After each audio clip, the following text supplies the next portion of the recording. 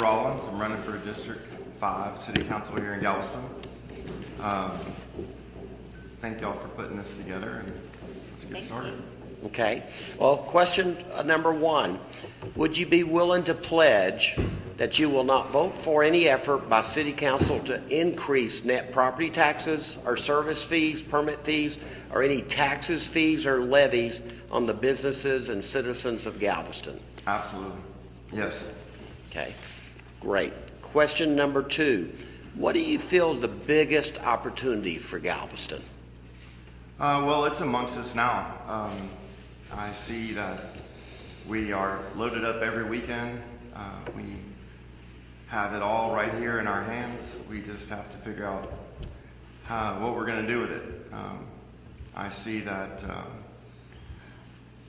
we have tons of building going on. We have tons of people visiting. We have heads and beds, and I see that if we capitalize on that and don't shoot ourselves in the foot like we've done in the past, I feel like we can maintain it, grow it, and make it an even better place to be. Okay. Kind of conversely, what do you feel is the biggest challenge facing Galveston? Shooting ourselves in the foot. We are not, to me, as far as being a small business owner here in Galveston, we are not warm and fuzzy over inviting, giving new businesses opportunity than we should be. I mean, I see through our planning process, our permitting process, I've met several people that just give up and give in because we're not welcoming to new business. We kind of push it away with paperwork and attitude, and I feel that that's actually opportunity-wise something that we have the ability to change and have the ability to make it not so. And I'm looking forward to being part of that leadership that once and for all, instead of forming committees and having visions and doing all the different things we tend to create every 2 years, I'm actually looking forward to following through and making it happen. Okay. The Galveston Wharves is a self-sustaining city entity and major economic engine for the community. How would you characterize the relationship between the port and the city, and how would you help ensure the port remains competitive? Well, I sat down with Roger Reese, and I got a quick summary of what we had going on, which is absolutely a lot. I see that it's completely moved to one side, which is strictly the cruise line industry. I see that as an opportunity and something that we can benefit from a lot.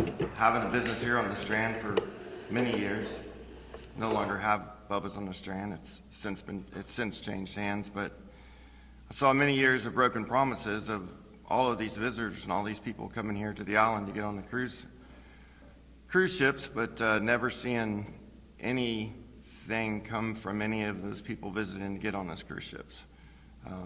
If we can figure out a way to make it more of port of entry space instead of get out of your car, jump on the cruise line, and not be part of these local businesses. I see that as, I always saw it as a struggle and a place that we had the ability to change. So, You agree with the port strategic master plan and the steps taken to achieve the plan? and I'm going to go back with the previous question. With that opportunity, I also see just forecasting a little bit of imbalance. I'd like us to see a little bit more balance. I'd hate to see another situation like COVID or something that we as a city have no control of, that things get shut down and we can no longer rely on that business income. I still would like to see some type of a vision that includes cargo ships and roll-on, roll-off opportunities, and I don't want to just put all of our eggs in one basket. I think we're doing incredible with the cruise lines. I look forward to the vision being followed through on. I just hope that we do not completely wipe out other opportunities that we have here at the port. Okay. Galveston has experienced a dramatic and continued growth in tourism. What do you see as the challenges and opportunities in tourism for the island? I'll give a good example of a challenge. I would say, I don't know a fact, but I'd say 75 to 80% of everybody that visits Galveston comes straight up the 61st Street corridor. And it's pretty embarrassing now. We don't seem to, we're not real inviting on our entryways of Galveston. And I see that, as far as challenges of basically allowing Galveston to be shown off as being passed by. And then there's that balance of us as local citizens that, we kind of want to feel included, and I think that we are missing that opportunity as well. We have the ability to do a lot here in Galveston with all of with everything that we've been handed. We're going to have to do something with it, but that includes the locals as well, seeing a benefit from that business. And I don't feel that the citizens feel that there's benefit right now.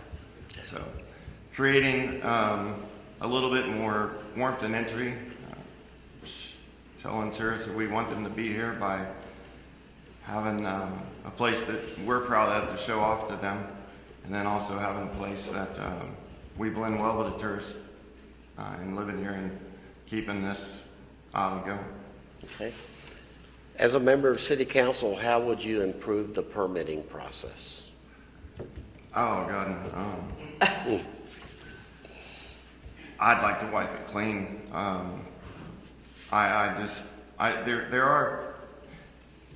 There are some great people there that work there, and I don't feel like it's an individual problem. I feel like it's more of a process problem. We've let it go and been talking about it for 30 years now. And it's kind of like affordable housing. It's always a discussion and has been for 30 years. So I think at this point in time, I don't mind if I'm a one-term candidate. That's one of the biggest things that I want to improve on is our planning and permitting process, which basically drives people away. Small businesses run a community, and they support the local citizens, and in return, the local citizens support them. And if we keep losing small business opportunity because we run them off through our permitting process, that's a death knell, and it's something that needs to be changed. As far as an exact plan, our application process is, knocking your head on a wall.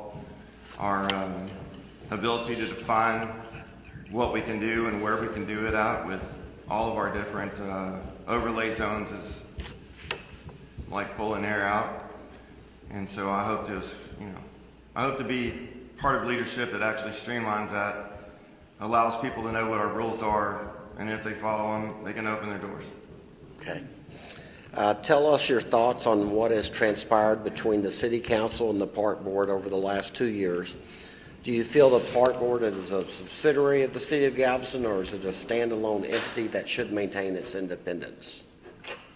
Well, I don't even think that's as far as like independence-wise, that was determined by our Attorney General. So, that's not really a matter of opinion, just a few months back. So, do I think that they should maintain their independence? I'd say yes.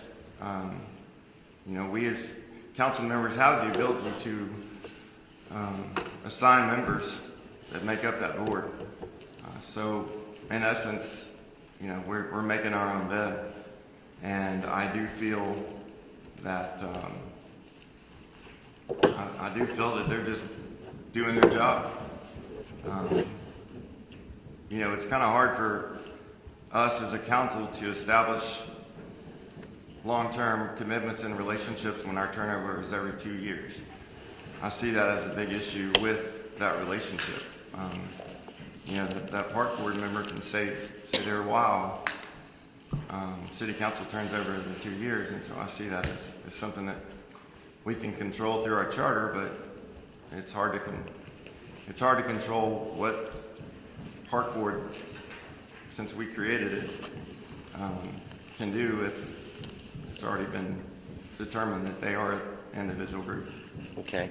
Do you agree with, and how would you ensure that one or more seats on the Park Board of Trustees are filled by representatives of the lodging sector who have tourism industry expertise?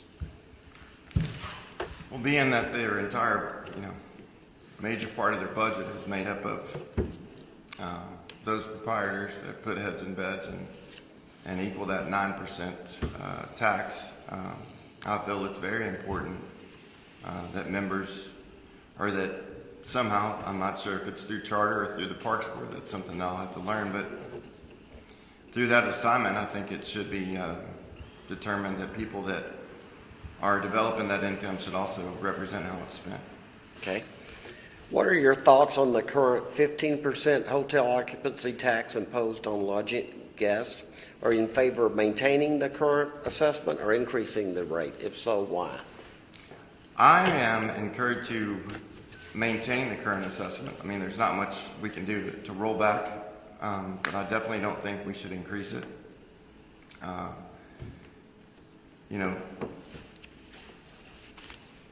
At this point in time, especially with the Attorney General here, with him siding with the Parks Board as far as how they are able to spend their money and how well and specific it's defined as far as, having to do with beaches and parks. I